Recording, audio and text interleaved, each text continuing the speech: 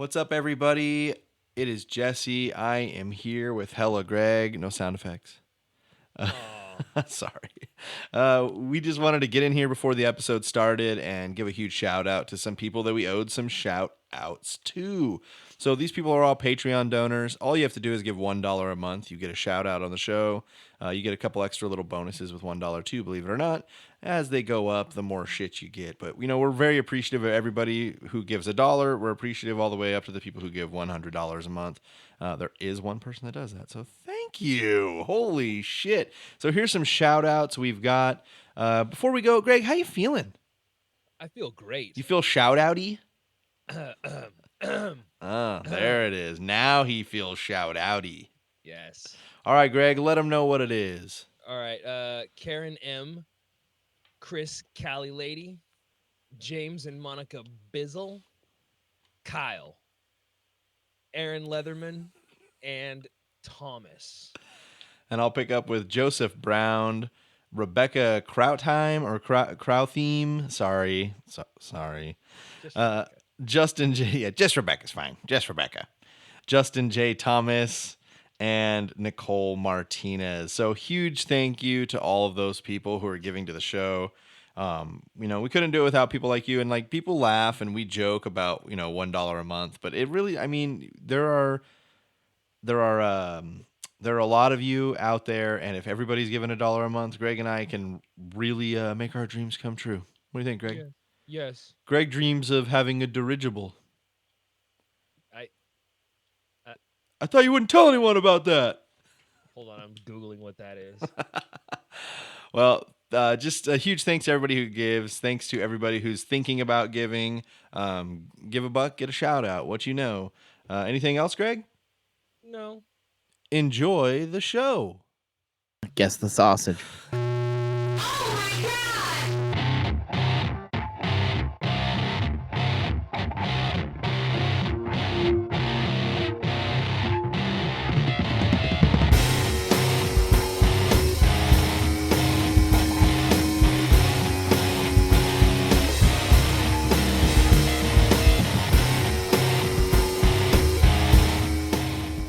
Go from here. Welcome everybody to episode 93 of 1 million of the Serial Chillers podcast from the Super Network studio.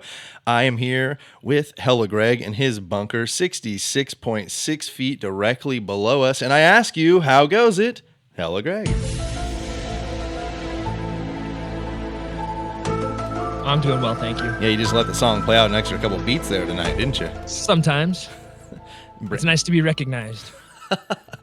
Only by voice, because you stay hidden so far down there in the Super Network bunker. Yes, all this artificial light is harsh. So don't forget to follow us anywhere you can on Facebook, the Facebook group, and the Gmail. We are Serial Chillers Podcast. On Twitter, we are Chillers Podcast. Call or text the show at 1-805-666-2513. SerialChillersPodcast.threadless.com for all your merchandise needs. SerialChillersPodcast.com for stickers and news. Rate and review us on anything, please. If this show is offending you, don't review us. All right? Just leave. Just leave. Okay? Patreon.com. Or leave a 5-star review and review it. We actually do have one 5-star review where the person said, hey, look, not for me, but I don't want to mess up your ratings. You know what you appreciate you. Tell them it's like golf, and a 1 is better than a 5. Then they'll rate you 5. There we go. You heard that. You guys. Do that, okay? So let's make that our introduction for our guests we have today. I am very excited to bring back to the show Larry and Ryan with the Conspiracy Therapy Podcast. Hello. Wonderful to have you guys. Before we even get into it, because I will for sure forget later, tell them where they can find you. Well, check us out on all the things. We're on Stitcher, we're on Spotify, we're on iTunes. We have just search Conspiracy Therapy and you will find us. We cover cryptids, conspiracies, paranormal, and now in season 3, actually, we're doing serial killers and gangsters. Yes. And having fun with that. So thanks for having us back, man. Yeah, absolutely, dude. You guys are honestly one of my favorite podcasts, so it's really cool to have you. Feels like I got friends in the house, you know what I'm saying? Yeah, dog. Yeah. All right, so you guys know how the show works. Let me explain it for anybody that doesn't. Each week, I sit down with old friends, new friends, good friends, and bad friends to tell them the story of an infamous serial killer. Throughout the show, you guys can chime in on my story, and if you brought a story of your own that is true crime, dark, creepy, unsolved, or otherwise mysterious, please feel free to share it. Lastly, if you have questions about questions, make sure to ask questions because I cannot answer questions about questions if you never ask questions. Are there any questions?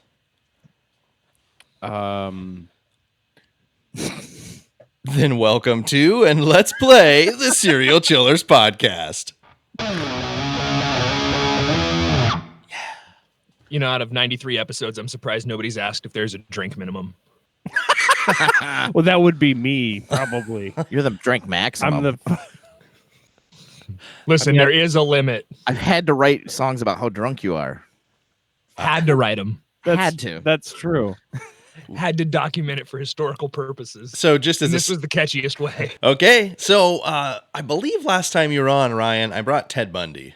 Is that correct? Okay, so That is. I feel like I gave you an unfair advantage that night, but I really wanted to bring you a heavy hitter. So tonight I bring you a non-heavy hitter to possibly level the playing field. This guy is so non-heavy hitter that he does not have a Wikipedia page to his name. So a lot of extra research went into this. Right. Yeah, you guys know as people who research for episodes that if the subject you're looking for doesn't even have a Wikipedia, It's hard. there's gonna be some digging required. So I read a book. Yeah. Really? Yeah, but I can't tell you the title yet because it'll ruin a question for later. So I'll cite it at the end. Okay. All right. So today's killer is David Stephen Middleton. Well, he's got the 3-name thing going. Yeah. Joseph Gordon Levitt. Also a serial killer. David Middleton sounds like the lead singer of like a 80s prog rock band who's not the lead singer of them anymore. Like they opened up for Nelson. Well, it's like, oh God, Nelson. I fucking forgot about those twins. So I should clear up too, because this is a rare occurrence. So a lot of people will picture him very differently until I get there. But David Middleton is an African-American serial killer. So Interesting. yes, which I think this is only the statistically very, very low. To have African-American serial killers. I think this is in 93 episodes, only the third one we've covered. Okay. I'll let you guys just shout out your answers tonight. You know, whoever shouts it out first will get theirs in first. That'll be how we do it. All right. So question number 1. In what year was David Middleton born? Middleton is his middle name. So I'm going to go with, Stephen is his middle name. David Stephen Middleton. like I said, Stephen is his middle name. I'm going to go with 62. Oh my God, that was going to be my guess. I'm going to go with 64. Nearly 1,000 points scored on the first swing because David Middleton was born June 25th, 1961. Oof. That's pretty close, man. I'll take it. 250 points to Larry to start this motherfucker. Yeah. Oh, yeah. Is that a rally towel? It is. A tiny one. Hey. June 25th, 1961, he is born in Boston, Massachusetts, and has an incredibly... he's from Boston. Get in the car and other things that are pronounced like that. Incredibly normal childhood. Like, we almost have nothing about his childhood. He had a very loving mother and father. They were very supportive of him throughout his childhood. However, they didn't get along really well, but they didn't let that show or project it onto their child. But however, when he was 11, his parents did get a divorce. It didn't seem to affect him much, as he still held a pretty good relationship with his dad for some time. So that's 1972. He's 11 years old. His parents are divorced. In 74, his mother's going to get remarried, and his father kind of steps out of the picture a little more and kind of lets stepdad take over. I'm not sure if this was him saying like, fuck it, I'm out of this now, or, you know, just to help normalize what he thought his son needed. But his dad kind of disappears. You're it. Yeah, exactly. That's kind of what I'm trying to say. So Up to this point, he spent 13 years as an only child, but suddenly he has that ripped from him because his stepfather has 2 children. So big adjustment for him. He's got a new dad, and he's got 2 new siblings after being an only child up until 13. We don't have very many of these stories where it's just incredibly normal up to 13. I've got a lot of 5-year-olds shooting cats and Yeah.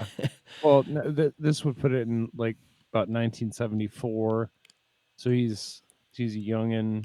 We got like Led Zeppelin, Houses of the Holy out. James Brown. James Brown. Music's good. he Movies needed are music. good. That was the problem. Yeah. Damn it. So he needed some good Charlotte. Yeah, some My Chemical Romance. So what you're saying is he needed guy liner. Basically. or a glove with no fingers. So he's 13 now. He's got a new stepbrother, stepsister, and stepdad. He's a pretty average student throughout school. He's got plenty of friends. He's just not overly popular, but he's got no problems with anybody. He's got a fairly good social life with a terrific, supportive mom and stepdad now. He's very loving towards his mother and stepdad and has a really good relationship with his stepbrothers and sisters too. So he's adjusting too. He's Interesting. Yeah, I mean, this is really interesting. Like you always get into the serial killers when you start researching them, and it's like, oh, I can tell exactly when his shit went off rails. But like this guy, so far, I can't tell. right. And a lot of times it's something as small as this, like, oh, my parents got divorced, and I just all of a sudden I had a new stepbrother and stepsister, and I started getting alone to myself, and then I started fires, and some of this is enough to trigger something in some of these killers we've covered, especially like I said, 90 some odd episodes in. Divorce is rough. Yeah. I get it. Yeah, and he's child of and a product of, so I know what it's like to go through that. And I mean, even if things are like super quaint and everybody's getting along, you're still kind of wishing that your parents got back together. right. And that's something that like, I can even see with the kids that I made with my ex. So it's rough. Yeah. I mean, as sugar coated and shoots and ladders and pretty and simple as it could be, it ends up like kind of becoming a shitty thing. It's like unavoidably shitty. Yeah. Yeah. No matter how amicable you try to make it be. Yeah. Right. So he's adjusted. We can say that. So far we've got no red flags. He's a good kid. He's gotten through school. He's actually going to finish up with high school and get his first job of his adult life. That's question number 2. What is it? I've got multiple choice for you guys. Was he a janitor, B, a cable guy, C, a police officer, or D, a taxi driver? I'm going to go with D. I'm going to go with A. All right, janitor and taxi driver. Believe it or not, at 18, he was hired as a police cadet by the Boston Police Department. Son of a bitch. They might have been hard up for police officers at this time. Yes. Yeah, no kidding. We need a hall monitor. Maybe that's how Marky Wahlberg got away with beating that Asian dude. What year was that? It might have been. He literally was like, I beat up an Asian dude, He blinded him. Hey, bro, I got a fucking music video I got to record right now. Go Patriots. Say hello to your mother for me. Hold on. So, he's hired as a police cadet by the Boston Police Department. So it's not even like some podunk town in the middle of, Arkansas. Hey, we got one sheriff and one deputy. They're brothers. It's the Boston Police Department. So, fairly big time. He's also attending college while he's a police officer, and he gets married to a woman named Julia Heredia, or Tina. This is his high school sweetheart. So look at this guy, man. He's fucking 18 years old. He's married to his high school sweetheart. He's a police officer for the Boston Police Department. Like, what? What could possibly go wrong? On January 20th, 1982, he resigns from the Boston Police Department because he decided that they were going to move down to Florida, I believe it's pronounced, and and live down there. You know, they're going to do the South thing. And believe it or not, 2 weeks into there, Middleton joins the Miami Metro-Dade Police Department. Damn. Running off of the experience, 3 years of experience he's gotten from the Boston Police Department, gets a job with Miami Metro-Dade. Why am I picturing Jan Hammer's Miami Vice theme right now? Miami Vice, #1 new show. He's a police officer, you guys. Miami Metro-Dade. He's making a life for himself. He I actually, appreciate it. I mean, honestly, like somebody actually dedicating themselves to law enforcement at this point, I would have cared about this guy. yeah, right. And that's how we get with a lot of them. You can be a little like, man, this is a pretty good guy up until Yeah. right now. But why would he be the star of this episode? Oh, of course. Oh no, I'm waiting for it. I know Oh, it's gonna get dark, but I'm just saying. Right now, I would be like, "Hey, man, you want to fucking It's a guy giving you want a himself to fake- his community. yeah, And or you you're want a tasty Fago beverage?" Okay, Rock and rye. you're actually absolutely correct. He is giving himself to the community like really hard because yeah. within his first year there, he's going to be promoted with this through a series of commendations and was promoted to detective of the Warrants Bureau Interesting. Dang. at 21 years old. Serving warrants. Dang, he's like at 21. Friggin' super cop over here. Right. Like there's some of us that are 32 and are like not quite done with college. I mean, you know, you might have like some of it done or whatever, but you know, you just haven't gone back and finished it up. There's some of us who are 31 and still technically hang out in a basement. That's all right, Greg. You're fine. Sorry. It's a nice basement. Yeah, it Thanks. looks pretty. Thank you. Looks Gotta good. be comfortable. Finished. Thank You you. look You put up soundproofing, which I Mhm. appreciate. For everybody just listening, which is everybody, Greg just pointed. It's because you can't hear it because it's soundproof. Never Come on, mind. Greg. So in 1984, Middleton is going to arrest a woman named Geraldine Smith while he's a detective at the Warrants Bureau. For whatever reason, he became very attracted to Geraldine Smith. I'm not sure if it was her trying to get out of trouble or him just trying to assert his power, but he begins a long-term affair with her. Even though he's been married since he was 18, he's a man. He's a man about the town. He's a detective now. He wears his badge on his waist. I don't know if you noticed. I don't wear it up here on the uni anymore. Is that the terminology that we've kind of come to accept? So there's like Lady of the Night and the Man About Town. Yep. Like when it comes to like, Mhm. I'm not saying it's fair. I'm just saying that it genitals. is. yeah, who am I going to smear my genitals on? I'm a man about town.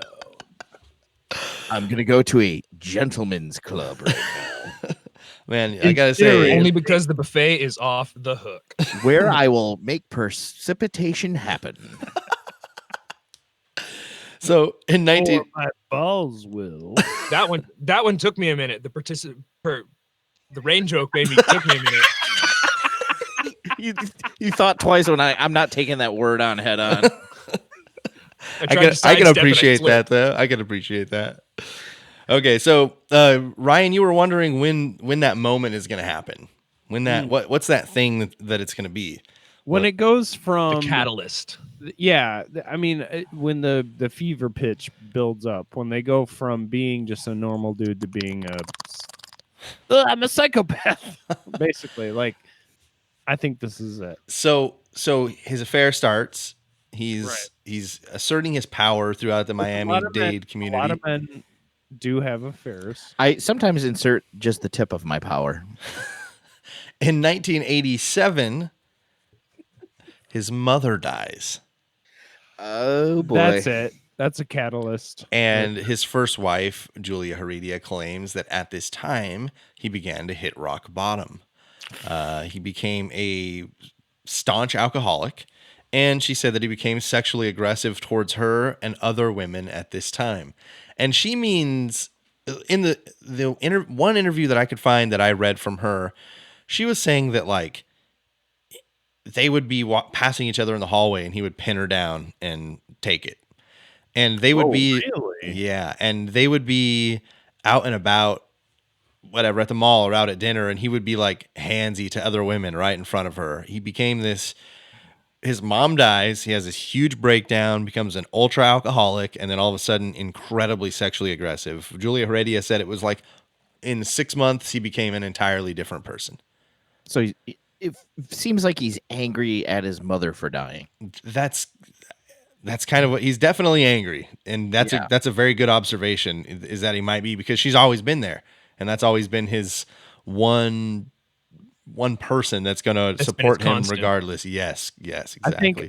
I think part of it is when you realize, especially being a kid, you don't have the final say. You don't have the moment to like tell them this is why I love you or this is why I hate you. Right. And when they exit stage left real quick like that, it becomes like a part of that fantasy is the buildup of like, oh, the person that I trusted so much is gone, and now I can enact the things that I haven't told anybody about. It's just me and my fantasy. Like I can enact them, and also Like you're off your leash. yes, Hmm. yes. And like there's been, and I know, and I can't think specifically of who, but there have been a couple serial killers that we covered that like wouldn't confess anything until their moms died.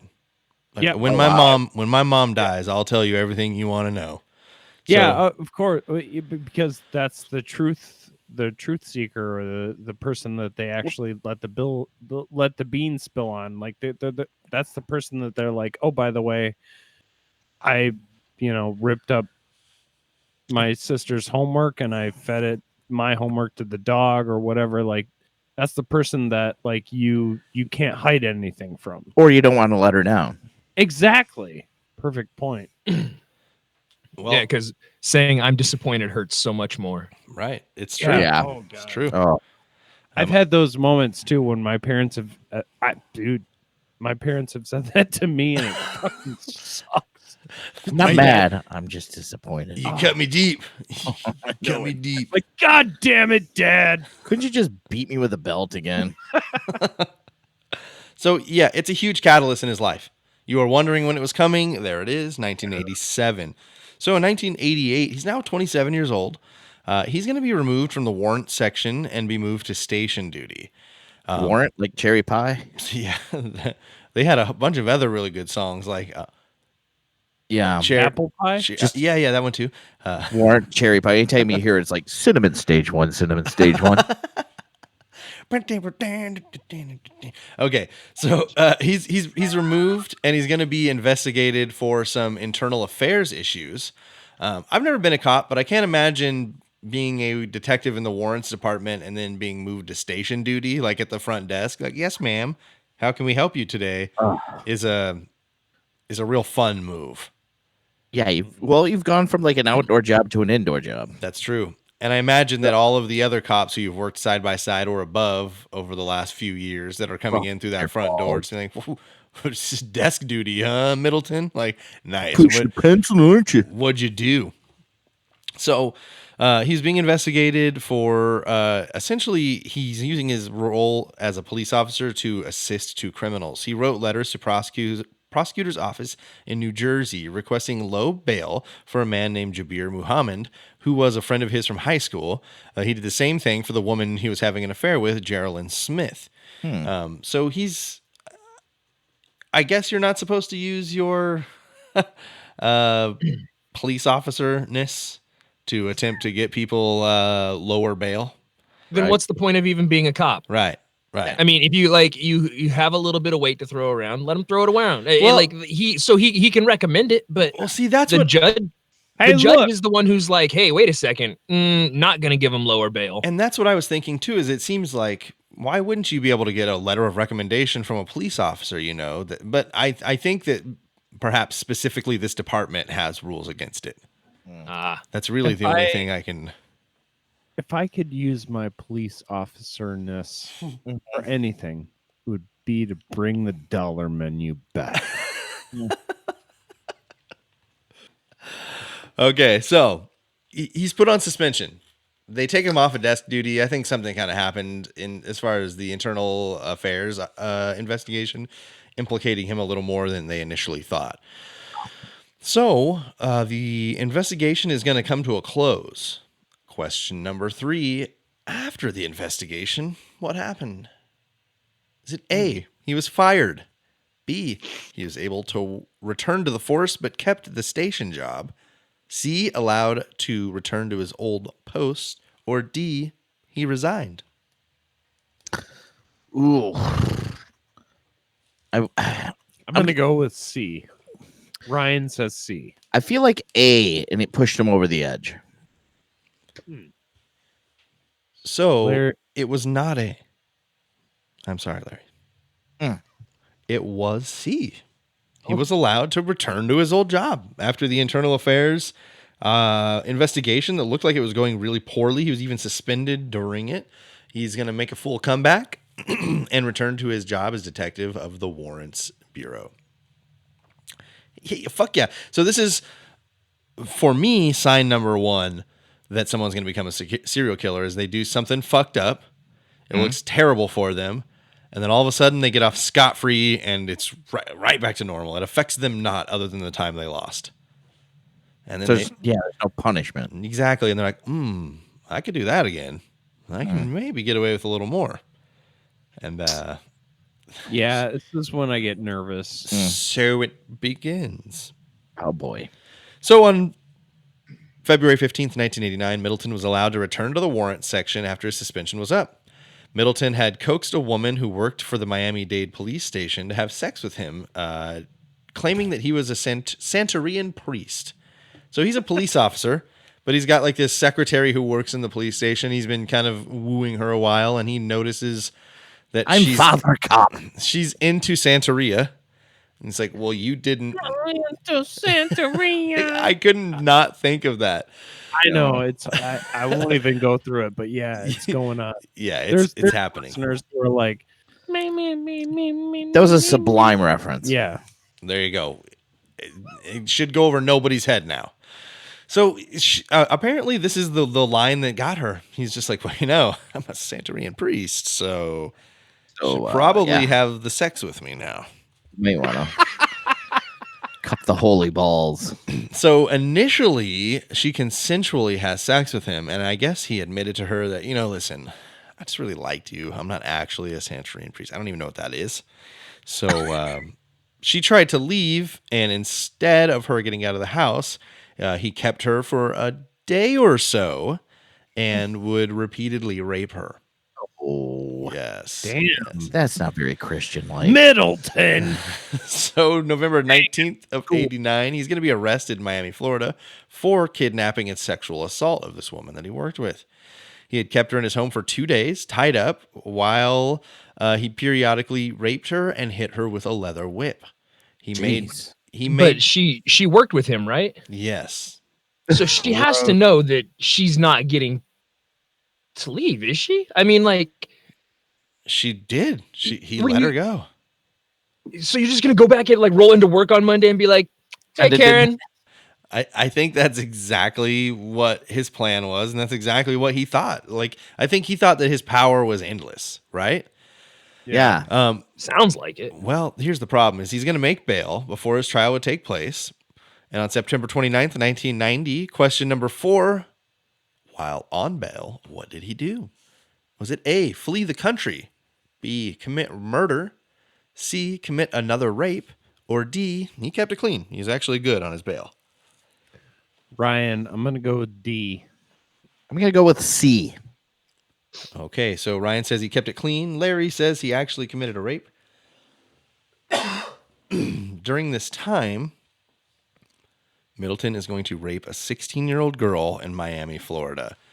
I hated to be right. I was going to say, so don't celebrate, but you did just get 250 points. The thing about this rape of the 16-year-old is that he's obviously off duty because he's on bail, but he hasn't been fired yet for the kidnapping. He works for the police. Yeah, I was gonna say. So he's just on paid leave. Right. That's kind of what's happening. Yeah. So he commits the rape in uniform.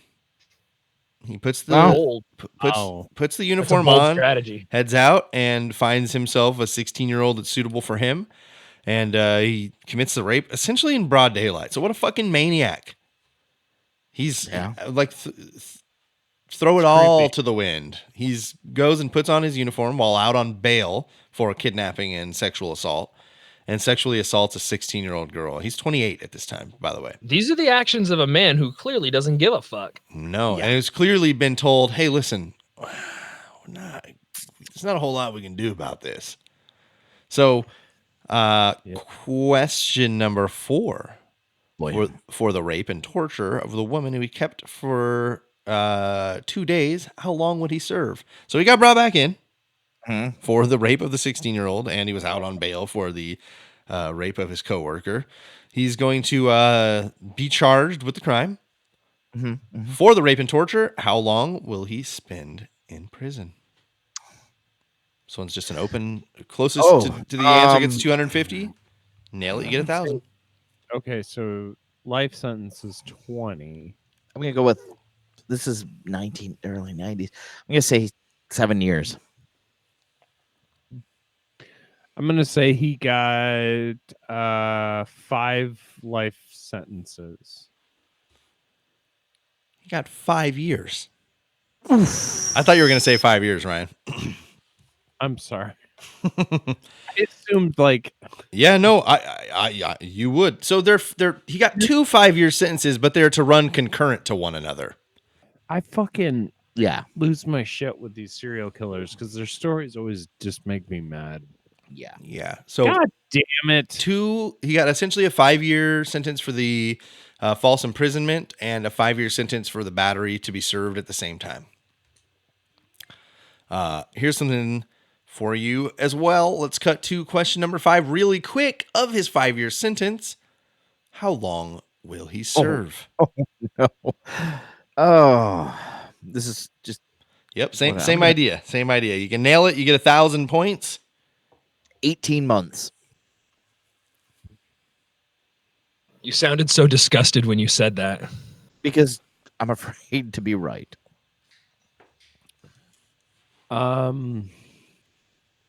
Say 7 years, but I also think that this guy probably killed himself in prison. I don't know what the epilogue for this is, but I just assume he probably killed himself because he knows he's full of shit.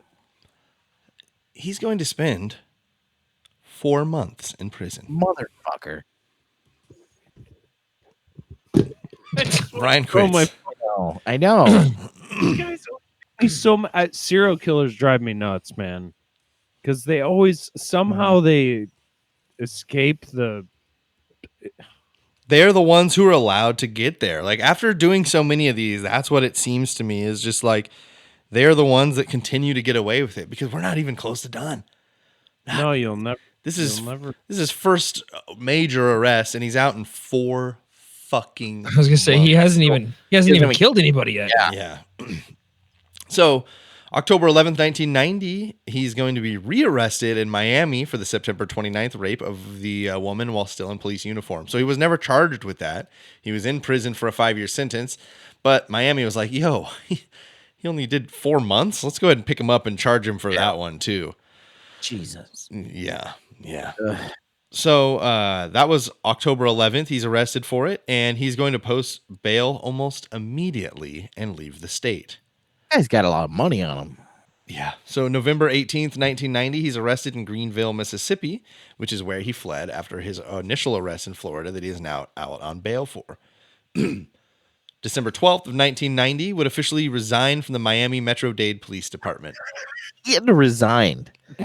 They didn't fire him. No, after being in prison. That way you get to keep your pension and benefits. 401k. Yeah. Wow. Wow.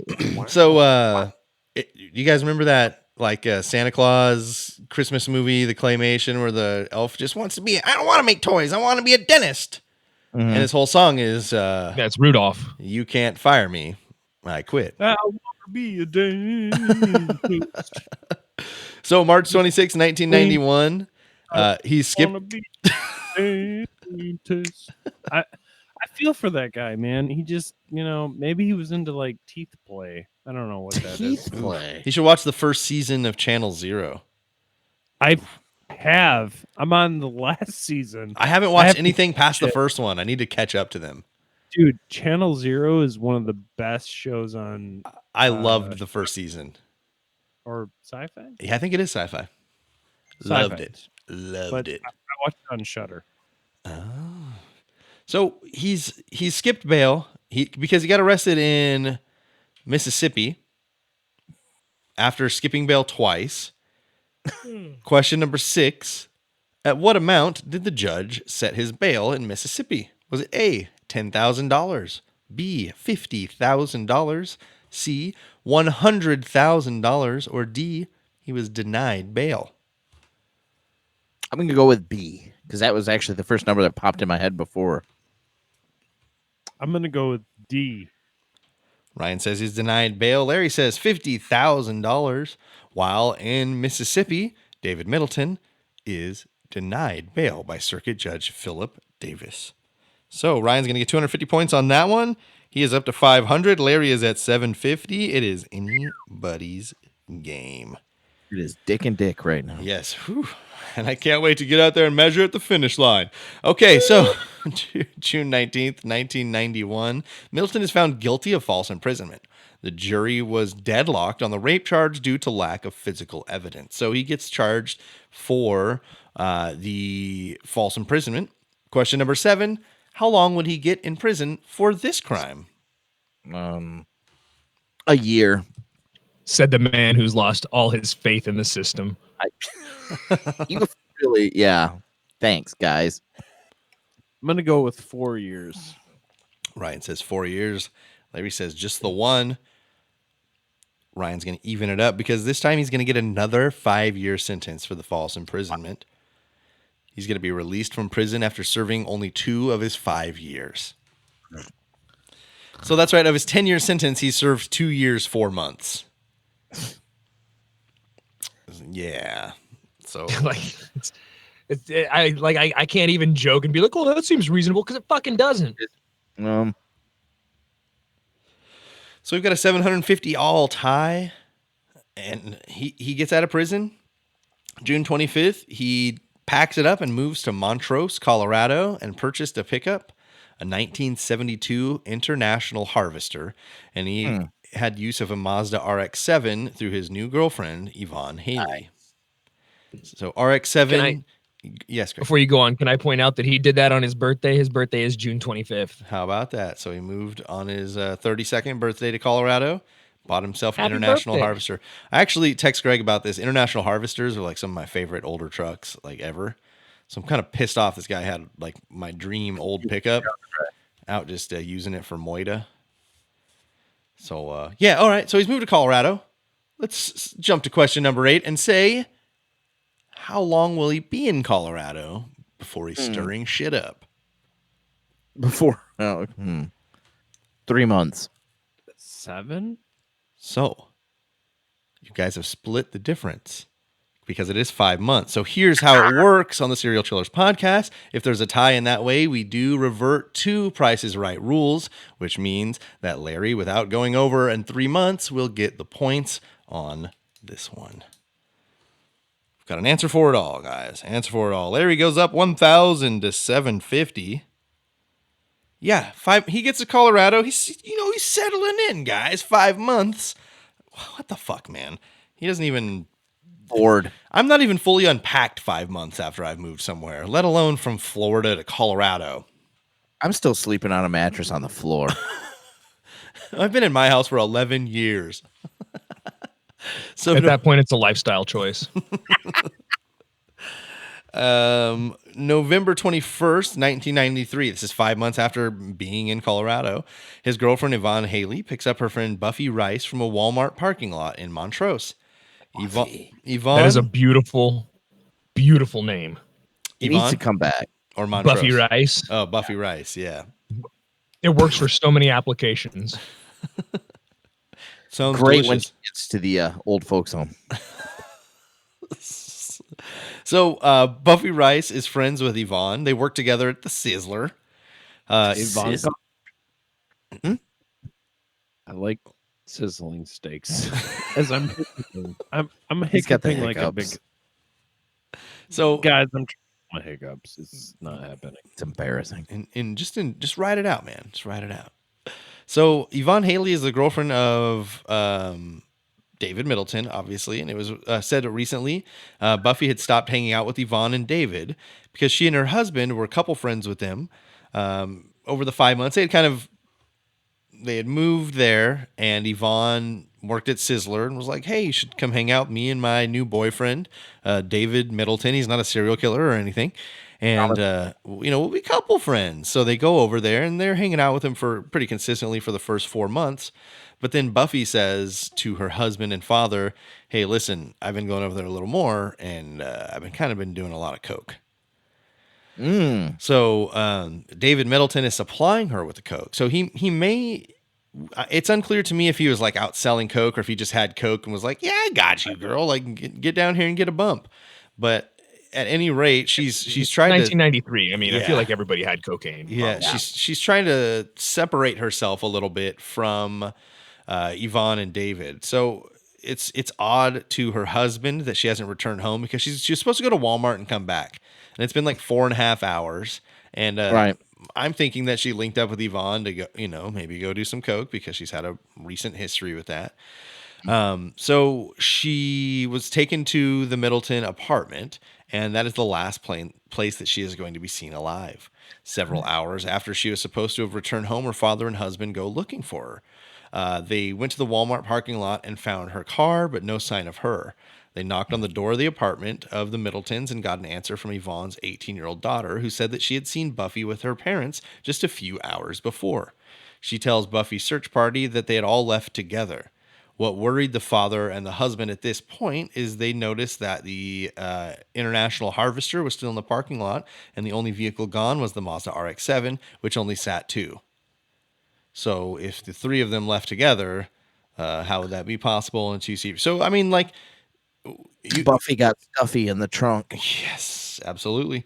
And this is pretty decent detective work by this dad and husband right off the bat, because they know of her recent struggles, and they knew that there was something more fucky going on than just possibly his wife sneaking off to do some coke.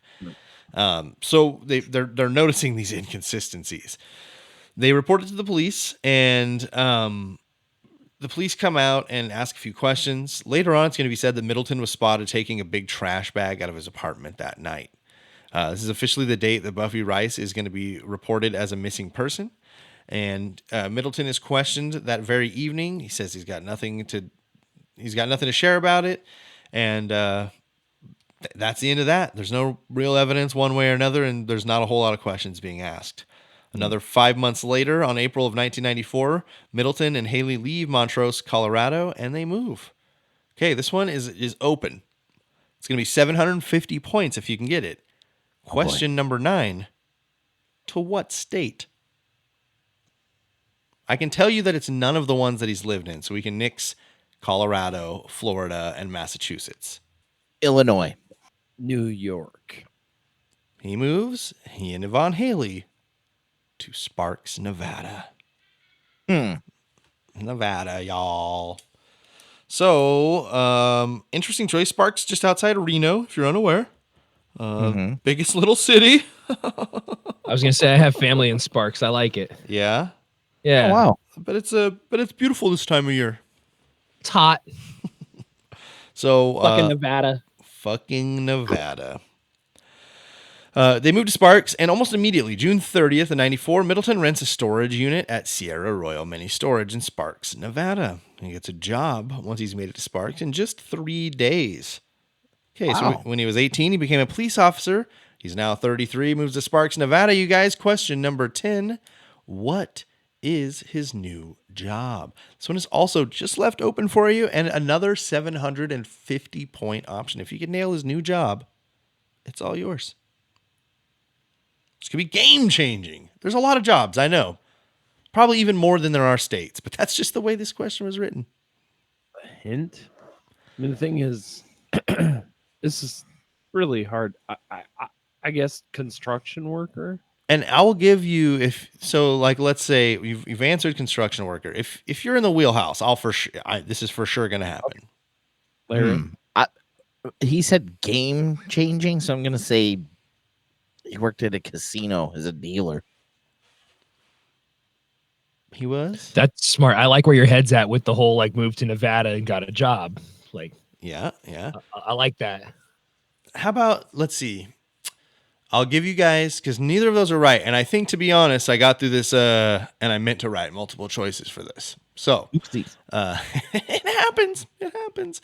So I will tell you. So you know what? Yeah, there's another question I'm going to have to nix out later for it. He became a cable installer. It's important to the story. He was good. Okay, because there was a reference to cable earlier in the show. There wasn't. There was. So July 23rd. Was there? I think Your one of first them. Oh, that's right. I did put it in there. I forgot that I did that. That was one of the questions on his first jobs. Cable guy. Yeah, why didn't you guys get that, dude? Think of the old answers. Okay, so he's a cable installer. Yes, thank you, Larry, for reminding me that I gave you guys a hint earlier. On July 23rd, about a month into being about a month into his new job of being a cable installer, he assisted in a cable installation at a woman named Thelma Davila's home, or Davila. I don't know. He may have charmed her and invited her out and stayed in contact with her. So he got himself a little date out of this, even though he's got his lady at home who he's maybe already murdered with. Some cable. Yeah, Who he's moved around to a couple of states with now. Yeah, at least two. He moved from Florida. He met her in Florida. They linked up, and he's moved with her to Nevada here. So August 5th of 94, Thelma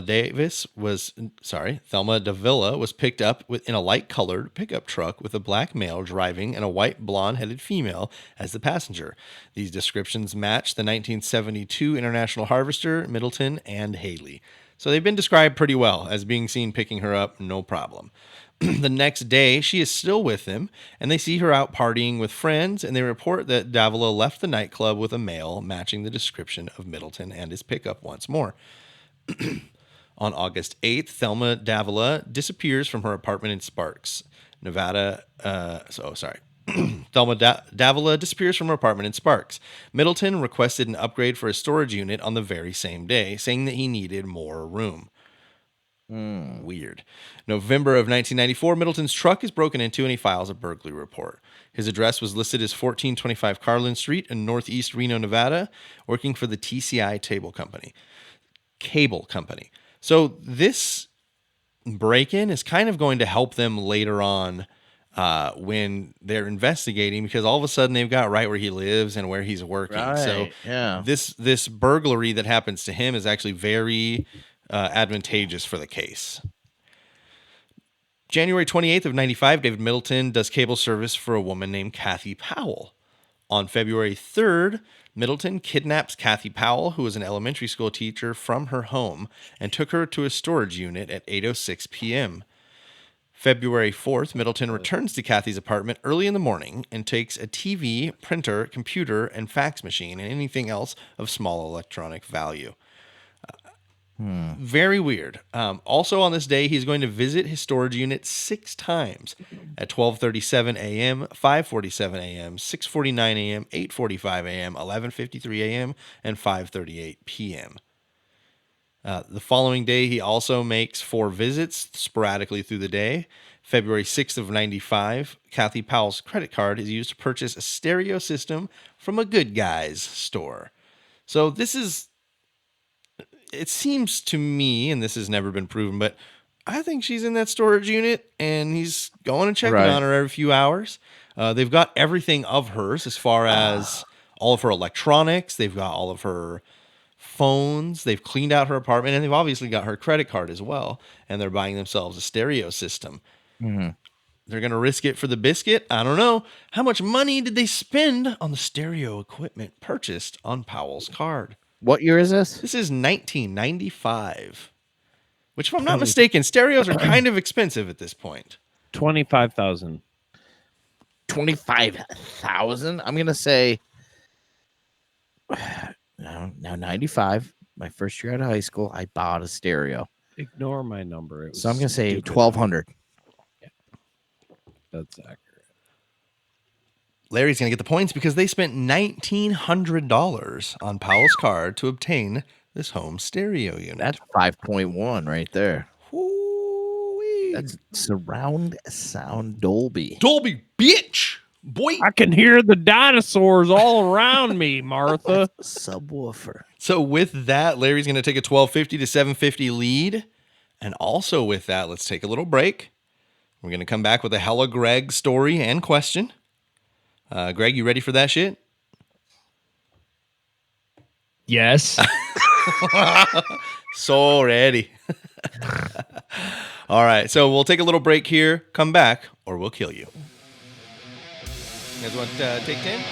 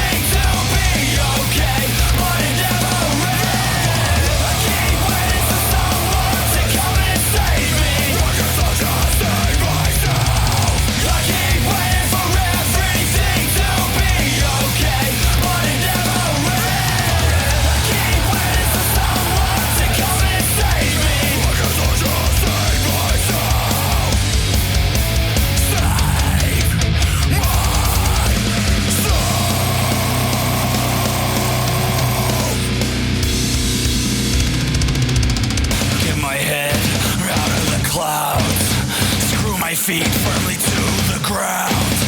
Get my head out of the clouds. Screw my feet firmly to the ground. Get my head out of the clouds. Screw my feet firmly to the ground. Get my head out of the clouds. Screw my feet firmly to the ground.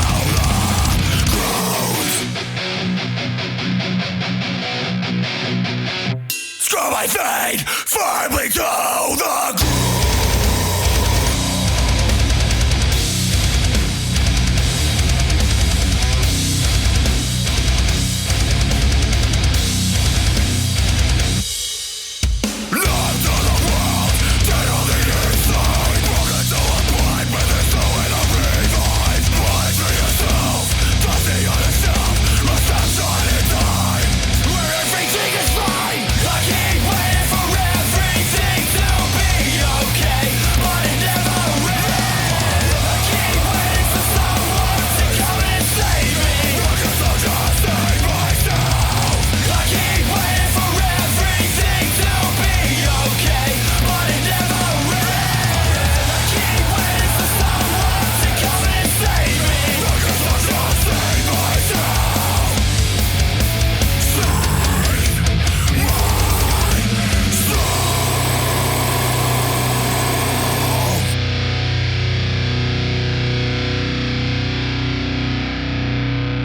Welcome back, everybody, to episode 93 of the Serial Chillers podcast. Let's take a break from serial killers. Let's just serial chill, because I know Greg brought us something that's going to bring joy to everybody's heart tonight. Whenever you tell me you bring something along these lines, I'm always very excited. So I don't mean to tease it too much. I know you've got a hella Greg question tonight, and you've got a story. Take it away, hella Greg. Yeah. Well, so thank you for that wonderful introduction. That was overwhelming. I have talked about remote viewing and like astral projection and stuff before. And the last time I talked about it was when the CIA astrally projected somebody to Mars in the year 1 million BC and then went back further. So that was in 1984. The question is going to be along the same lines as, the other ones we've done on here, where what year did this one take place? Because this is also a remote viewing session that I have a transcript of. And what year did this take place? 1992. Okay, Greg, I love you, man. But you're saying I have a transcript from something that happened in The original 1000? story he brought us was in 1984. He's brought us the a different story this time. So a while ago, I brought a transcript of a remote viewing session from 1984. And this is another transcript from a different remote viewing session from what year? 1989. Close. You're actually, you're going to get the points because you're closer, but it's from 1981. Oh, it was before. Yeah, it's from before. So what that tells me is that the CIA spent 3 years on this at least. Oh, okay. You know what I mean? It's not It's not like they were like, "Hey man, we tried it for a bit in 1984." Was like, "Man, this shit's whack. It doesn't work." And then they bailed. Greg. Yes. We gotta have you back on conspiracy therapy. What's your deal with remote viewing? Is this something that you actually believe in? I don't know. I believe in it a little bit because I'm looking at a FOIA document from the CIA library that's like transcripts of a remote viewing session that the CIA did in 1981. So, obviously the government believes in it. The government believes in it enough to spend like tax dollars and like people's time and like create these jobs and pay these people and spend the money on these resources and budget these departments to go through and create these laws. They've got like regulations and stuff that they have to follow for these remote viewing sessions. And you guys have covered MK Ultra. I touch on it frequently. It makes me wild depressed. And we did it on Anxious Extroverts as well, and a little more in depth, but still not. We did an hour on it. Did you guys? This is the fucking brown note of the whole thing. But have you guys covered the Franklin cover up? We have not covered it, but I am. Greg is aware of all of them. When George Bush Sr. died, that was the first thing I thought of. Yeah. I'm like, wait, does anybody know about him purchasing like a 15-year-old black boy in the White House? Then I was like, nobody's going to say anything about that at his eulogy, huh? Didn't come up. That seems like that should have been like item 1 on the agenda. Hey, it would have been me. I would have walked up to the podium and been like, "Thank you all for being here." George Bush bought a black child. Yeah, why didn't Jeb bring that up? Because it's hard to say please clap after that. Yeah. Because nobody wants to clap for it. Not for 15-year-old boy, black child. Yeah. It was a wild night. Yeah, well, and like the kratom and some fucking CBD pipe. He was like, "Hey, laying I cable. needed a black boy." Yeah. Barb. 1,000 pints of life. Are there any other questions not regarding the wig? Not gonna debt. Yeah. So the original remote viewing session was from 1984, and they, like I said, they sent a dude to Mars in 1 million BC. And then when he got there, he was kind of checking stuff out, and they asked him to go like further back in time. So he did, and saw a whole species and interacted with them, and yeah, like got aboard a craft that had smooth wall. I'll send it to you. I'll email you the transcript because I have it saved on my computer because it's pretty fucking wild. Whoa. These monkeys know how to warm up hot pockets. I mean, they were like cave dwelling creatures, but they had this like incredible ship, and it was really weird. Like they were riding out some sort of apocalypse type situation. That's always this one is from 1981, so it's 3 years prior, but it seems like they were not sure how far they could go with it yet, because what they did was they showed this guy a photograph before the session starts. And so when I looked up the rules to how this stuff works, it says you're supposed to spend about 15 to 20 minutes with your I forget what they call the person who does the reading, but then you have the subject who lies down and they get hypnotized, and there's a person there to guide them. And that guide is supposed to sit down with them for like 15 or 20 minutes before all this stuff takes place and give them like a pep talk. And the rules say very similar to how a coach does with his team. Like, you can do it. Get out there and project your astral. And like if you fall down, rub some dirt on it. Yeah, you'll be fine. You're doing it. This is the show. This is it, kid. This is what all the training's been for.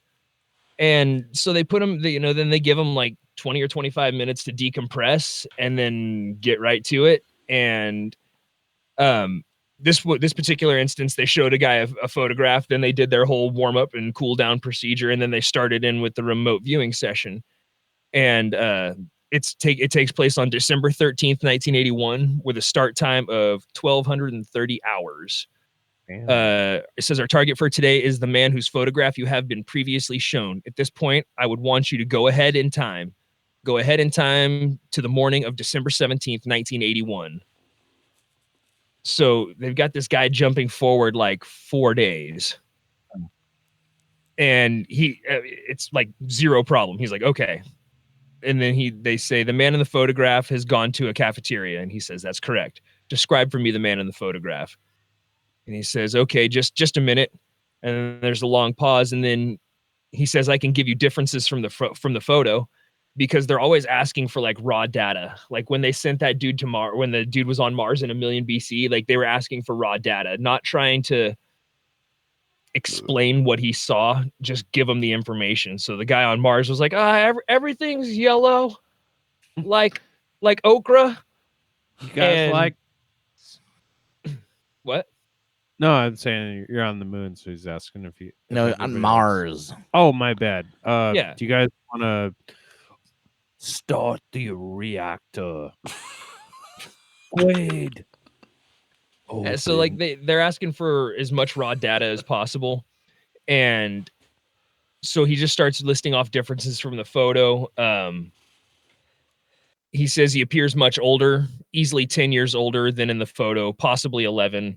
He's got an impression of much thicker hair on the sides, forward of the ears, covering the edge of the ears. There's a difference in weight. He's not as heavy as he is in the photo. He's got glasses now, so he's just describing an older version of the guy he saw in the photo, which reading this transcript and everything, it led me to believe that what they saw or what they showed was like an old file photo of somebody, and they were trying to see where he is now. And that's why the guy is saying, hey, look, this picture's from 1971 and they're in 1981. They're trying to figure out where this guy's going to be. And that seems like the type of dumb shit that the CIA would fucking try to do. It's like early facial recognition. Yeah, exactly. I'm pretty sure. Yeah, I was in a trance on a couch in American Dad City, and fucking there it was. I saw him. Can't remember the name of that goddamn Virginia town. Langley, Virginia. Thank you, Langley Falls. Yeah. Start reactor. Quaid. So he goes. We go to Mars. It's just all Total Recall. You're just looking for third boobs. I was gonna say that would be the only reason to go. My favorite. It's a one-way trip.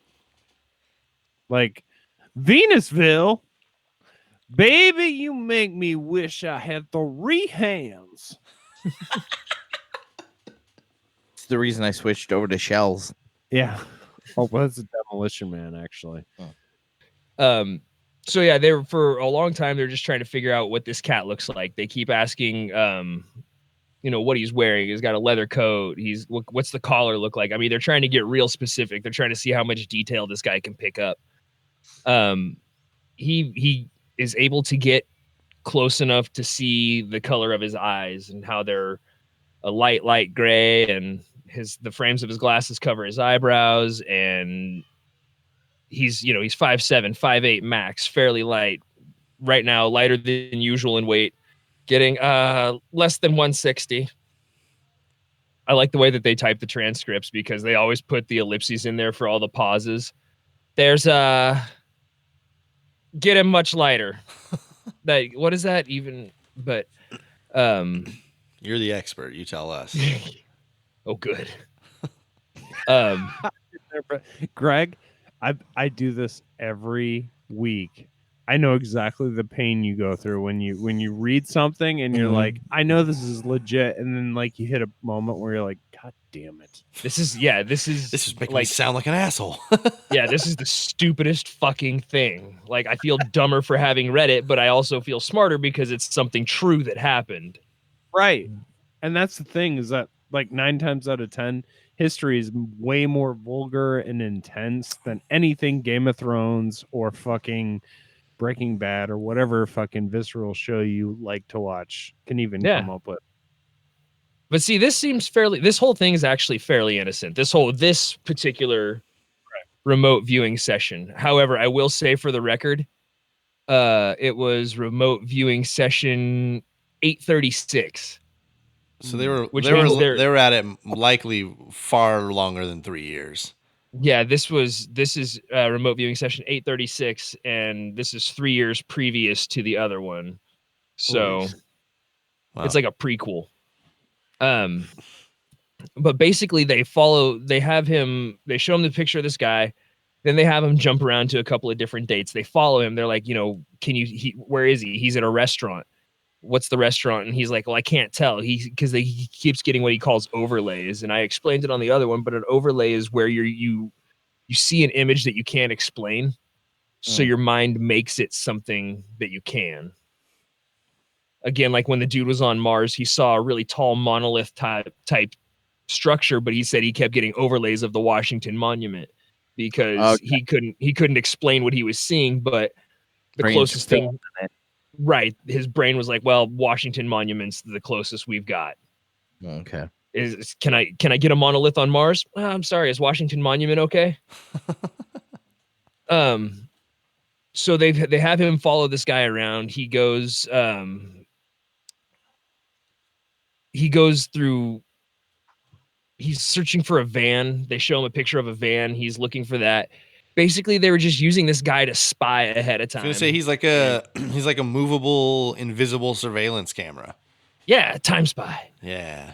And what I want to know, and I mean, I read through this and I didn't get the information, obviously, that I wanted. Because, I mean, the transcript itself is only like 5-6 pages long. And then the last 11 pages are him summarizing everything. And like, yes, what I saw is what I saw, and what I said is what I saw, and all this stuff. So he's just remembering it. But they've got him like cruising around and staking out an airport and like watching this van. And I mean, the whole thing is just super interesting because they've got the guy moving ahead in time and bouncing around from December 13th to December 17th of 1981.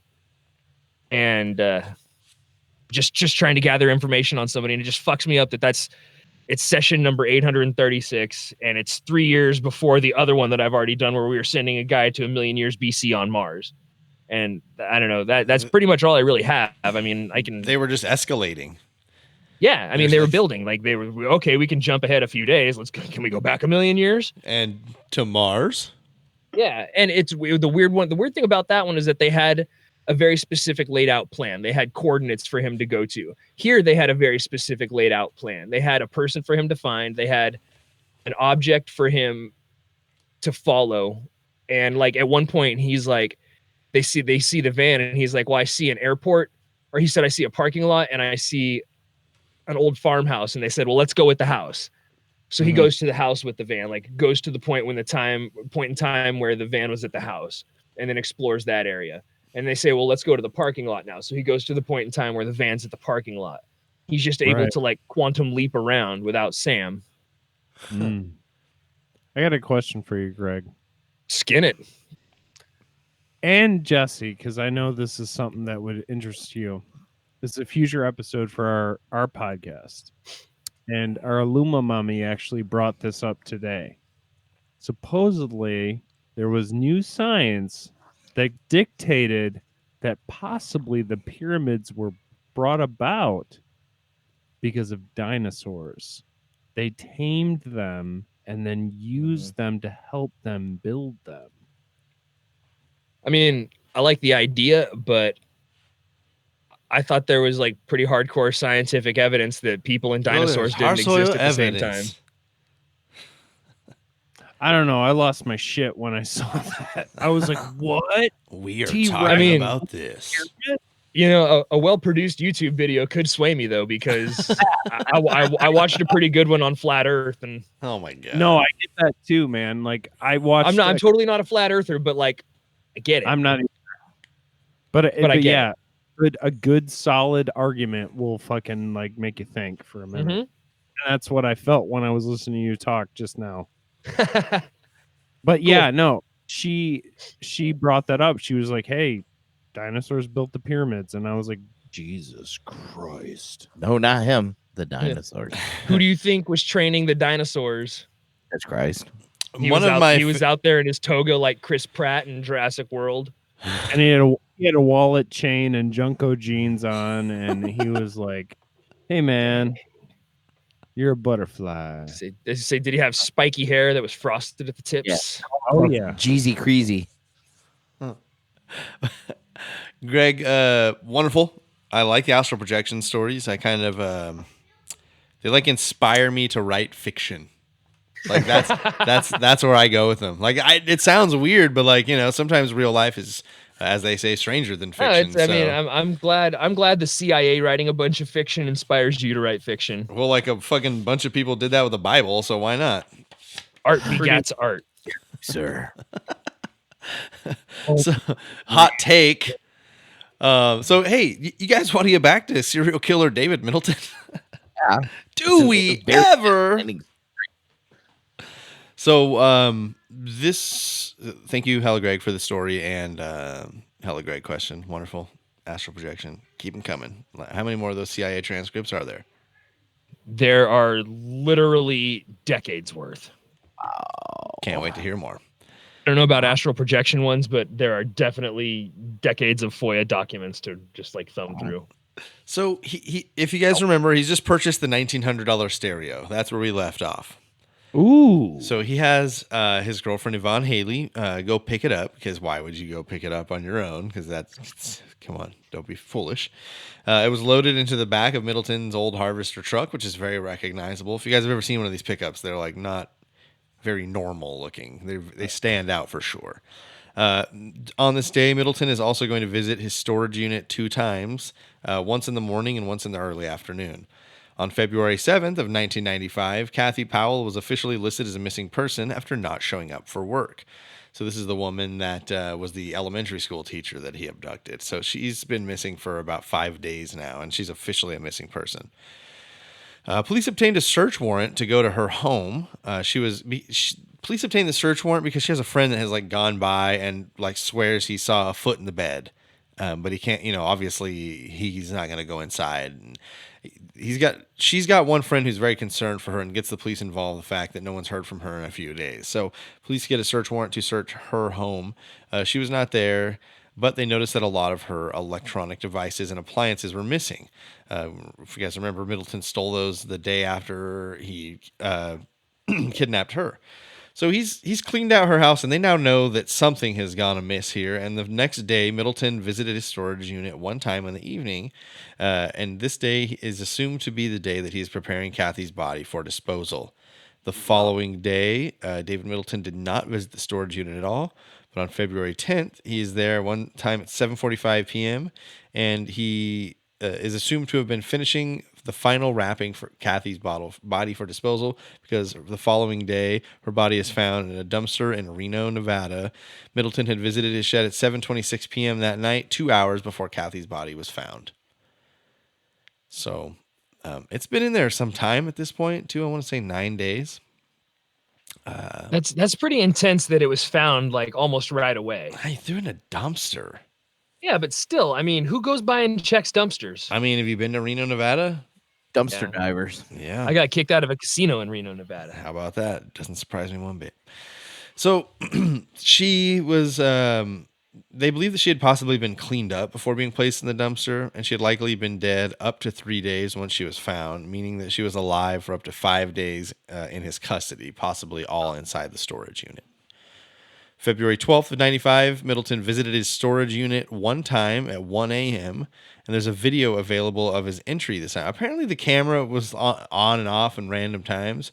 So they have him punching his code in all down, but they only have him actually going in 2 or 3 times on video, although he's visited some 30 times over the last month or so. Middleton. He is seen pulling in at 12:53 a.m. and did not leave the storage unit until 2:05 a.m. He was not alone during this visit. He is thought to have been cleaning up the evidence with bleach with Yvonne.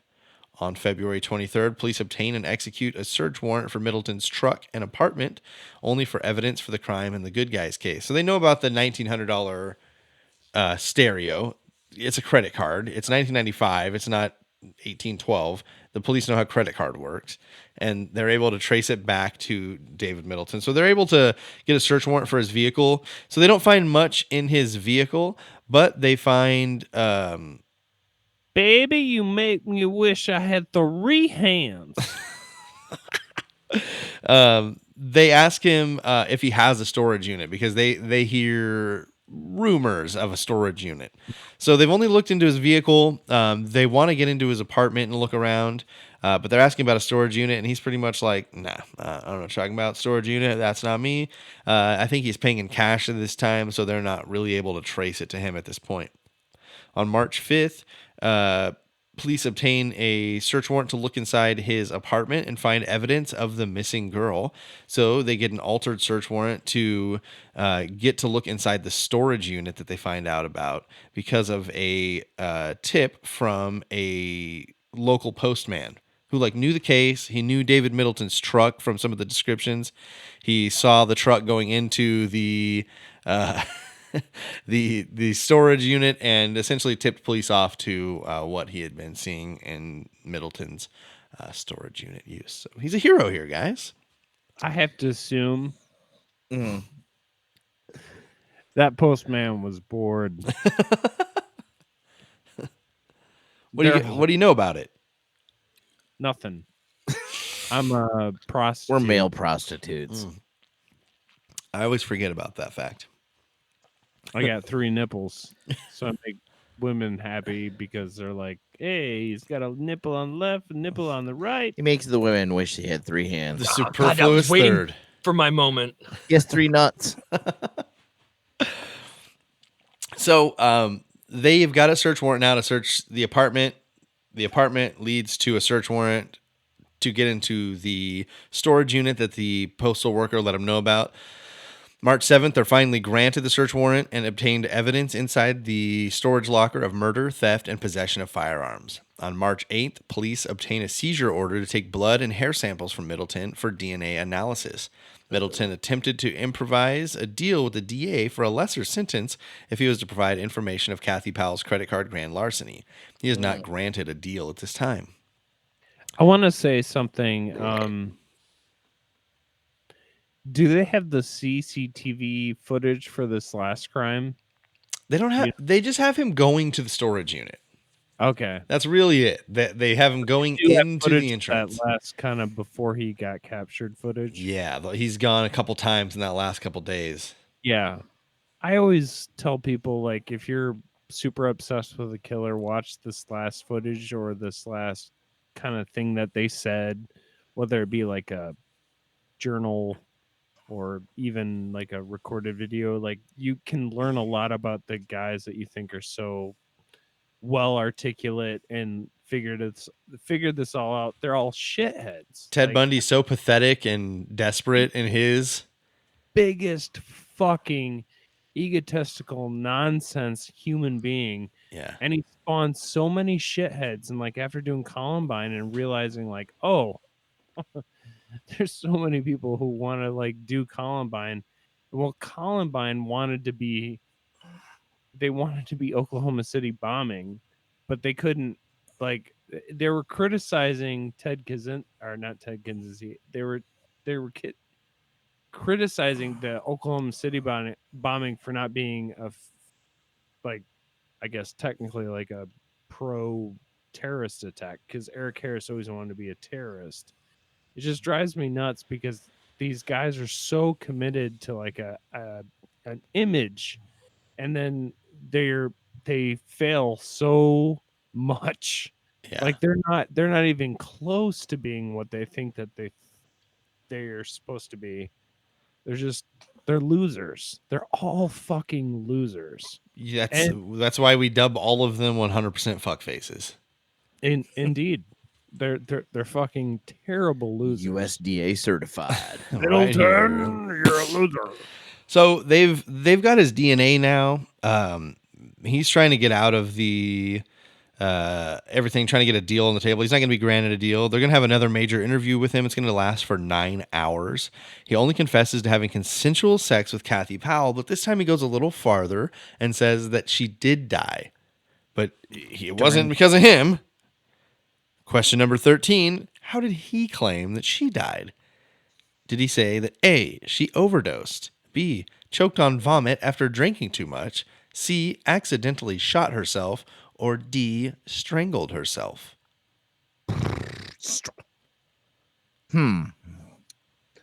Ryan's gonna go with D. Strangle ourselves. What was B? B is choked on vomit after the Jimi Hendrix. Yeah, we'll give her the Jimi Hendrix experience. With this one, Ryan is going to tie it up at 12:50 because she was into some tying up stuff, apparently, or according to him, and she had tied herself up and strangled herself in the ropes. Yeah. The old Jimmy Carradine. So 250 points makes it 1250 to 1250. Plenty of time. So, Right. April 9th, 1995, Thelma Davila's body is finally found by a dog walker in Sierra Nevada mountains. The bones were spread out and the skeleton was tied up in a rope and tucked into a sleeping bag. The body had been buried but had been resurfaced from digging of animals. On April 11th of 1995, all of the parts of the skeleton that could be found of Thelma Davila were collected from the site, and she was taken to the Washoe County Coroner's Office, where the skeleton was positively identified as her Thelma Davila. There was no autopsy performed due to there being no flesh. No cause of death could be known at this time. There was no evidence of any bone injuries that were obvious to foul play, other than her being inside the sleeping bag, of course. Right. April 28th of 1995, the Special Task Force is holding a meeting. There's a Special Task Force on it. Sorry, April 21st is actually when the Special Task Force of investigators was assembled to investigate the murders of Kathy Powell and Thelma Davila. They know they've got the guy, but they need to know everything about these murders they can before they charge him with it. You guys know this, I'm sure. But, you know, sometimes, especially now, they've got him on a couple smaller charges and they can hold him in jail. That gives them time to investigate and really build this case for murder. A week later, this task force is going to meet again. Discussions consist of forensic confirmations that the bite on Kathy Powell's left breast matched Middleton's teeth mark, and the teeth marks found on a gag ball in the storage unit matched Kathy Powell's. So she has bite marks on her breast that match his teeth. There's a gag ball in the storage unit that has bite marks on it that match her teeth. It was determined that the ball was shoved into her mouth in its entirety and had been down on extremely hard. Again, Ryan's sex life. They also discussed information about Thelma Davila's case. They had follow-ups on how Middleton had met Davila. Davila's blanket had been identified as one in Middleton's storage unit by a family member, and Davila's DNA was confirmed to be Davila's DNA was confirmed to be in the balled up ball of duct tape found in the storage unit. On May 17th, Middleton pleads guilty to felony possessing a handgun and given 1 year in jail. They're still building this, and they're still able to hold him. May 24th of 95, the body of Buffy Rice is discovered by a hiker in the woods of Norwood, Colorado. The cause of death had been decided as blunt force trauma and filed as a murder by the coroner. On May 26th of 1995, a full copy of the preliminary report from the autopsy on Buffy Rice was completed, and a copy was sent to the detectives in Reno, Nevada. Some hairs and carpet fibers were found inside the bag that Buffy was found in. The hair samples matched Middleton, and carpet fibers matched the inside of Yvonne Haley's car. So these aren't, they're stuck in this. They are very, very fucking guilty, it does seem. Question number 14. With what will he be charged with in Colorado for Buffy's murder? Remember, he's mainly in getting his shit in Nevada right now, but he's got this going on in Colorado. With what will he be charged? Is it going to be A, he's not going to be charged, B, first-degree murder, C, second-degree, or D, manslaughter? First-degree murder. I'm gonna go with D. Manslaughter. Nobody will be getting points because on May 29th, 1995, Montrose District Attorney Wyatt Angelo ruled that no charges would be pressed against Middleton, regardless of evidence in the Buffy Rice case, because the cost it would have on extraditing him back to Colorado. They decided to wait because he was soon going to have 2 murder charges on him in Nevada. So essentially, they're like, look, if he doesn't get charged with these 2 murders and he's It's free, like an ace in their sleeve. yeah, we don't have to extradite you. We just bring you here. For right now, we're going to see how it goes, and he's not going to be charged with anything. So, fucking weird, fucking wild. It just sucks. Imagine being that family, and that's your, Right. But Terrible. It still makes sense. yeah, I don't disagree. It's just such a bummer. Yeah. As if this show ever has any bright days. Am I? I'm happy. Oh, good. Well, I'm glad. I'm glad that you're here. May 30th, 95, police asked for a follow-up interview with Yvonne Haley. She meets them at a coffee shop, and she was asked about the murder case and if she was involved. She suggested on her own will that she take a polygraph test to prove that she was not.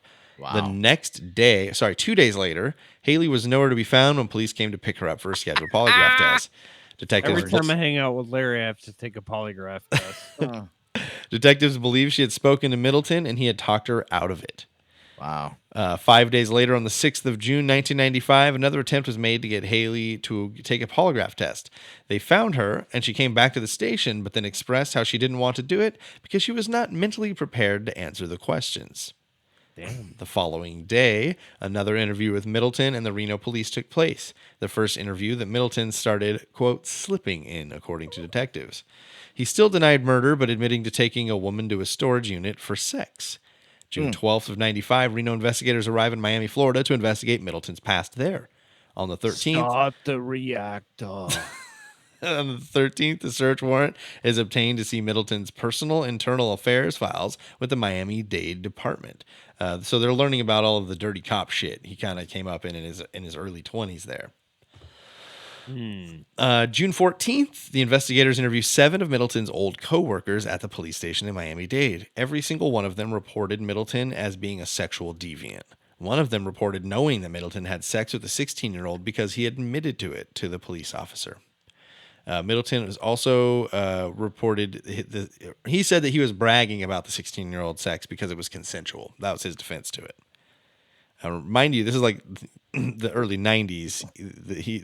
16 is not the age of consent. Right. Yes. So And like the 8-year-old signed all the consent forms. Yeah. He said, "Hey, He's begging for it. He was like, "Hey, if you got Dora the Explorer and a lot of the Johnny the Train and And all a that PB&J sandwich with a crust cut off." yeah, I'm there." Yeah, but that's pretty much how you get me too. So Fair enough. on June 15th, investigators spend their last day in Miami, and on this day, they interview Middleton's ex-wife, Julia Heredia, the 16-year-old that was raped by Middleton, and the lady that Middleton raped while posing as a Santorini priest. On June, so they're getting No Santorini. they are getting deep into his backstory to prepare for this.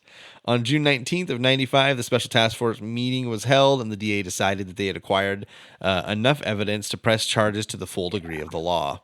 On June 20- baby, you make me wish I had 3 hands. On June 22nd, 1995, arrest warrants were made, and it was decided that they would file all charges together so a jury would hear all of the evidence from both cases. 2 counts of murder in the first degree, 2 counts of kidnapping, and charges of credit card fraud. He was formally arraigned to Judge Fidel Salcido's courtroom, and he pled not guilty on all charges. A witness subpoena was sent to Yvonne Haley, and when detectives came to serve the subpoena, they also found Haley's daughter was cutting her wrists and had to call an ambulance. What? That's no good. Fucking just wild from start to finish, fellas. That's not when you want to get subpoenaed. Never a dull moment. July 14th of 95, a preliminary hearing was set to determine if there was enough evidence to bind Middleton over to the district court for trial on the charges against him. On the 15th, the preliminary was continued, and on November 3rd, the task force investigating Middleton's case was disbanded, and the murders of Kathy Powell and Thelma Davila were officially listed as closed by arrest and pending prosecution. Question number 15. 7 months later, the judge is going to make a huge decision. What? Is it A, to lower the charges? B, to add charges based on new evidence? C, focus only on the murder charges? Or D, drop the murder charges? Oh, fuck. I'm going to go Ryan here. I'm going to go with B. Larry's going with C. Ryan said they're going to add new charges. Larry says they're going to focus on only the murders. On June 6th, 1996, Judge Breen drops Middleton's murder charges based on the recent Frutiger decision. Frutiger? I looked it up and tried to see what it was all about. Someone else is going to have to explain it to me, but Sounds like a gum. yeah. About 2 months later, Nevada Supreme Court rules in favor of prosecution's appeal and reinstates Middleton's murder charges. So don't worry, guys. He's not getting away with this one, not for long. On August 11th of 1997, 2 years later, the trial of Middleton begins and jury selection takes place. On the 18th, a jury asks to visit the dump site of Thelma Davila. So all the jurors in Middleton go. I did not know that this was a thing. Oh, yeah. And you'd be like, I'd like to see the grave, please. And you guys just all go on a field trip. I have heard of this. Baby, yeah. you make me wish I had 3 hands. On August, we broke him. On August 26th, 1997, a jury reaches a decision, and Middleton is found guilty of first-degree murder of Thelma Davila and Kathy Powell, also guilty on 2 counts of first-degree kidnapping and 1 count of grand larceny, 1 count of fraudulent use of a credit card. And he's sentenced to 1 day. On August 27th, 1997, defense attorney Pinkerton removes himself from the case and hands it to Patrick Flanagan, a new public defender. The murder sentencing investigation begins, and he will be sentenced to death. Yes. Yes. That seems very final. I like that. At this time, the media gives him a nickname. Oh, Question number 15. fuck. I was going to say Magneto, but So this one was kind of alluded to earlier, and it might help and it might not. But was he called the Harvester after his pickup, the Cable Guy after one of his jobs, the Bad Cop after another one of his jobs, or the Reno Nightmare? C. The Cable Guy! I'm going to go with A. The silence I'm of like, the lambs. I don't know. I like the cable guy because first it wasn't the cable guy, and then it was the cable guy, and now who knows? And now who knows? So Larry said Harvester? Yeah. Ryan said C. The Bad one- Cop. Yeah. It is the Cable Guy. What? Yeah. Yeah, I know. Fucking wild. And now I'll tell you the book that I read for this story, so I can get that citation in there, and I don't feel bad. It was called The Cable Guy. like, oh, how did I not just know that? Man of Cable. It's called Beware of the Cable Guy. It's called We'll Be There anytime between Tuesday at 1 p.m. and Friday at 3 p.m. Maybe. and July. Probably not. Don't judge us either way, bro. It's called Beware the Cable Guy, From Cop to Serial Killer, written by Jeff Kay. All with the name of Kyle. All with the Monster Energy drink tattoo. Okay, so on November 28th, 1997, Nevada State Appellate Courts reached a decision about Middleton's appeal because all death sentences are automatically appealed. That's in every state. He's denied and the conviction is confirmed. They affirm the sentence of death. On August of 2007, Middleton has lost and exhausted every single one of his appeals to the state of Nevada and is now filing appeals with federal courts. On November 15th of 2010, at this time, Middleton, essentially to this day, Middleton is still waiting his execution in Nevada, where recently, as 2016, they said they're not executing inmates due to their inability to get drugs to do so. They have requested bids from 245 different vendors for the death drug, and they have received 0 bids. So I still don't know why like just an embolism isn't like a humane way to do it. And honestly, the Russian bullet behind the ear just seems like a Or a post-draft beer night fart. Just in a hood, and then they put the hood over your head, and that's how you have to go. God damn, Just sir. From our Is that a podcast, a Josh Shoop fart. The wettest thing I've ever heard. It's like butter hitting a biscuit. Oh my god. Okay, so I have one more quick. It's an article I'm going to read for you guys. It's actually pretty topical. Okay. This is the last question. You guys are tied. So if you don't get this, I'll still go friends through my either way. article and Yeah. give Greg a chance to come up with the tiebreaker for you. But one of you could take it here with the correct answer. So, question number 16. It is a shot in the dark. What is this story about? Is it A, a kid that kills his dad while hunting? B, a web sleuth solving a crime? C, a man who killed multiple cats? Or D, a disgruntled ex-worker shooting?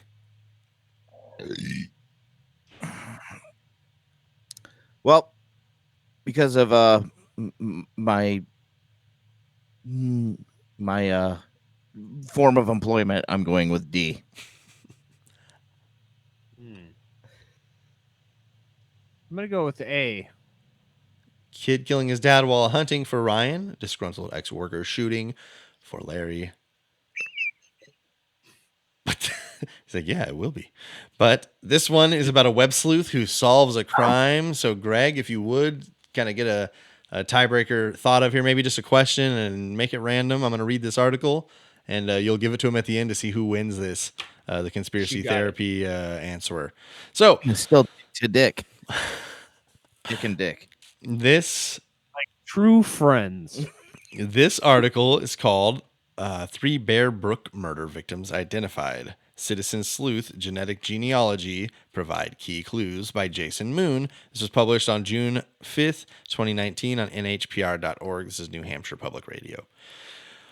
New Hampshire public law enforcement authorities today announced they have confirmed the identities of 3 victims in one of the state's most notorious cold cases. A woman named Marylise Elizabeth Honeychurch and her 2 daughters, Mary Elizabeth Vaughn and Sarah Lynn McWalters, have been identified as victims in the case commonly referred to as the Bear Brook murders.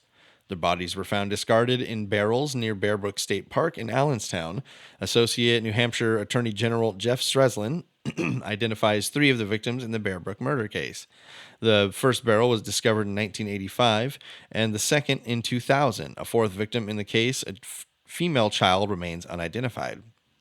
The mystery baffled investigators until 2017 when a new forensic technique known as genetic genealogy identified the likely killer, a career criminal and serial killer named Terry Peter Rasmussen. So we all know about this. This is how they got Joseph D'Angelo and how we're probably going to see quite a few cold cases solved over the next decade.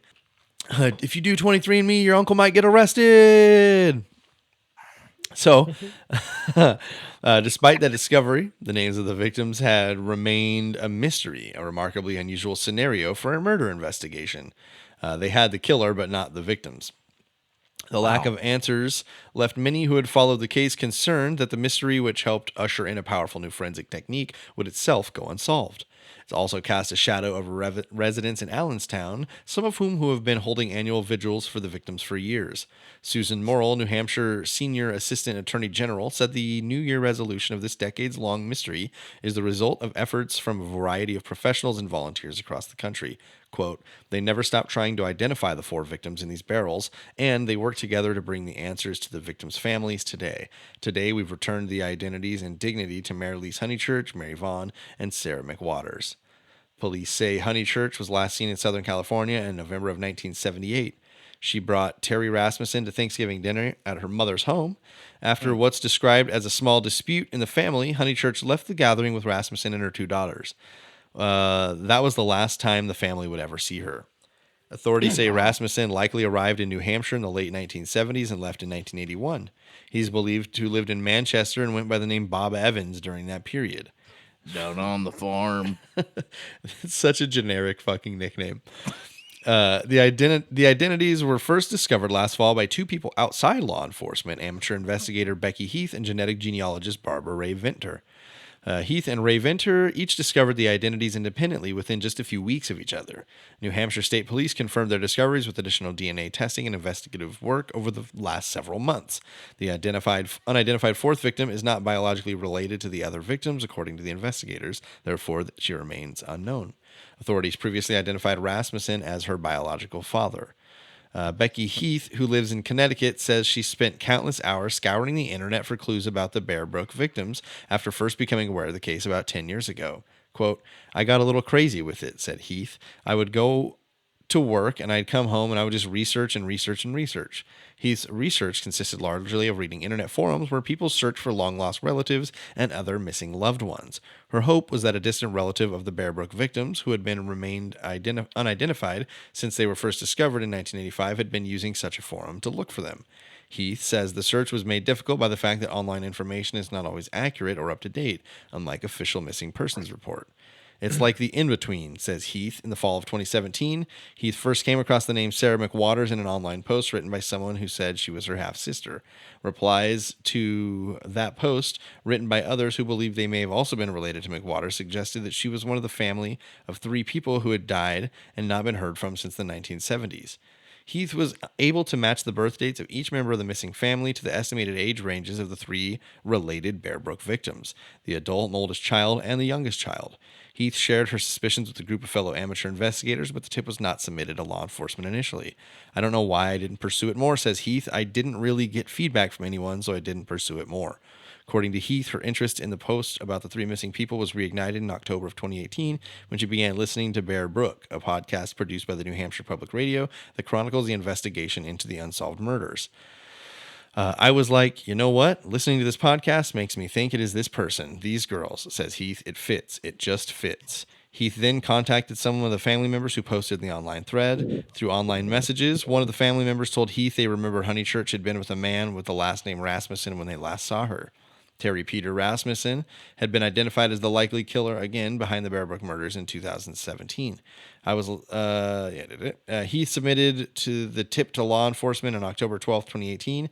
At the same time, Becky Heath was turning into internet forums signs of the Bear Brook victims. Genetic genealogist Barbara Ray Vinter was using the victims' DNA to find their identities. Ray Vinter already had a history of using emergent scientific genetic genealogy to crack the Bear Brook case. And in 2016, she identified a woman who was kidnapped and abandoned by Rasmussen as a child in the late 1980s. Then in 2017, Ray Vinter identified Rasmussen himself, finally peeling back more than half a dozen false identities to reveal his actual name. John Smith. Ray Vinter went on to use the same techniques to identify the suspected Golden State Killer and has since worked with many other cases around the country. So this has a connection to that D'Angelo case. And we're almost done here, I swear. Unlike her other uses of the technique, the DNA from the Bear Brook victims were highly degraded, and as a result of the bodies being exposed to the elements for years.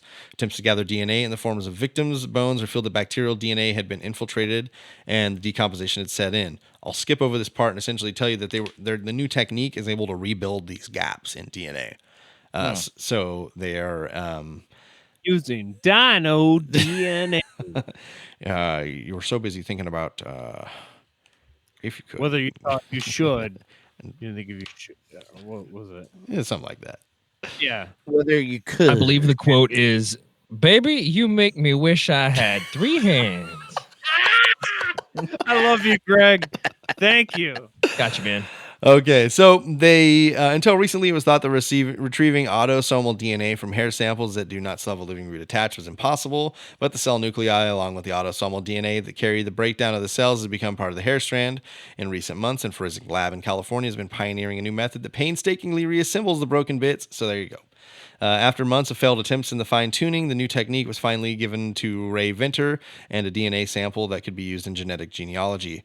They were flanked by victim advocates and members of law enforcement, and the family is asking for privacy. However, they provided a statement which was read by the Associate General Attorney Jeff Strelzin.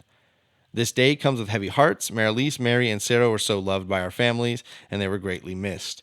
We take solace in finally having the answers of what we have longed for. Officials say investigations continue to the identity of the 4th victim, who they identify as the middle child. They say she was born between 1975 and 76 in California, Texas, or Arizona. That child is the biological daughter of Rasmussen, but authorities haven't confirmed who her mother is, but fear that she may also be a victim. So that's it, man. That's everything. We got you a nice depressing story to end on right after a serial killer story. We've got a tie here. Greg, do you have something to break it up for us and see if we've got a winner here today? I do. All right. So David Middleton shared his birthday with an actor. Shit. What's his birthday again? June 25th, 1961. Okay.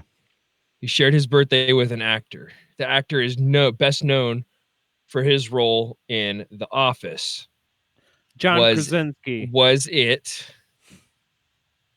1961? Really? Oh, was it- Okay. Was it Steve Carell, Steve Carell.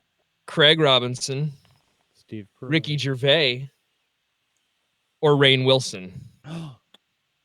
Ooh. Ricky Larry. Gervais. You guys I'm gonna both say say Ricky? Steve. I'm gonna say Steve Carell still. Still Steve Carell? Yeah. Well, congratulations. We have a winner. It was Ricky Gervais. He and David Middleton share a birthday. Yes. There you go. But And- technically, since Ricky Gervais was born in Europe, he's older. By at least 8 hours. Yeah, that's Roughly. the exchange rate. I forgot about that. Well, yeah, and then you gotta account for the metric system. hmm So congratulations. Go Their to money is in Larry. pounds, but they don't weigh their children in pounds. It's weird. They weigh them in stones. Yeah. So weird. So congrats, Larry. You're the winner. And for your Fine. prize, you get nothing. Okay. I'll As take it. usual. What I like that we covered somebody that I didn't know, and then Yeah. Larry ran off with it. Yeah. See that? Fucking awesome. Larry, congratulations. Thank you. Thank you guys for coming on. I know it's late for you guys. So Ah! I'm getting sleepy over here. Yes. tell Not them just because of tall two-hearteds, but also that. So again, I appreciate it. You guys make sure to go check out Conspiracy Therapy anywhere you can find podcasts. They are Heck there. yeah. They are fun. You will enjoy it if you've enjoyed listening to us. You Hella can find Greg. us on the Beer City Media Network. There you go. See, this is network love, you guys. Super network, Beer City Media. You see, we can be friends out here, guys. It's not a I battle. like that you all right? guys have kind of like spread the field with your shows too. You're not like centered on one subject. Like the baseball show, the Mhm. wrestling, Wrestling. show. Like And now Yeah. we actually have a music show coming out soon. So really, So awesome. yeah. very There'll be cool. More news Beautiful. on that later. So just go give them a follow. Join their Facebook group too. It's a lot of fun. If you guys we- haven't joined ours, do that as well. We're having a blast over there. Join the Serial Chillers Facebook group because it's Yes. funny as shit. I love it. Like everything that they post on there, I literally send to my girlfriend. So We You're like just join the Facebook group so I don't have to send it to you anymore. yeah, right. Mhm. 'Cause I we're, just need the best memes. we're having a lot of fun over there, and it is where all the best memes about serial killers are landing. So, Hella Greg, anything you want to throw out before the end of the show here, my friend? CIA wasted at least 3 years trying to remotely view somebody. Fair enough. and what I can only assume are hundreds of thousands of taxpayer dollars. Very That's good. fine. That's fine. Very Yeah. I'm into it. I'm into it.